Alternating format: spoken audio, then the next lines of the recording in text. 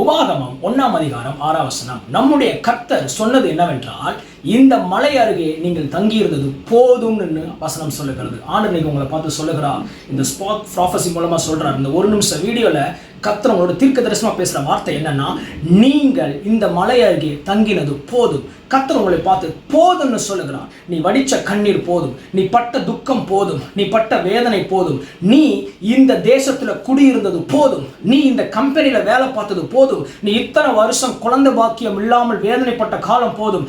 நான் உனக்கு நியாயம் செய்வேன், நான் உனக்கு நீதி செய்வேன். இந்த தேசத்துல இருந்து உன்னை நான் கிளம்ப பண்ணுவேன், இந்த பட்டணத்திலிருந்து உன்னை புறப்பட பண்ணுவேன். கர்த்தர் மறுபடியும் உங்களை பார்த்து சொல்லுகிறார், நீங்கள் இந்த மலை அருகே இருந்தது போதும், இந்த மலை அருகே குடியிருந்தது போதும். கர்த்தர் உங்களுடைய நெடுங்காலமான துக்கத்துக்கு, கர்த்தர் இந்த நெடுங்காலமான தண்டனையின் நாட்களை ஆண்டவர் போதும் என்று முற்றுப்புள்ளி வைக்கிறார். கர்த்தர் உங்களை பார்த்து சொல்லுகிறார், போதும் சொன்ன நான் உன்னை பார்த்து சொல்றேன், ஒரு புதிய துவக்கத்தை உண்டு பண்ண போகிறேன். ஏசாயா 43:19 எழுதப்பட்டிருக்கு. கர்த்தர் புதிய காரியங்களை செய்வார். கர்த்தர் தாமே உங்களை ஆசீர்வதிப்பார். இந்த நாள் உங்களுக்கு ஆசீர்வாதமா இருக்கும். இந்த காலை நாள்ல உங்க காதுல கேட்கிற முதல் சத்தமானது, நீங்க எங்க இருந்து இந்த வீடியோ பார்த்தாலும் ஆண்டவர் சொல்லுகிற வார்த்தை போதும்னு சொல்லுகிறார்.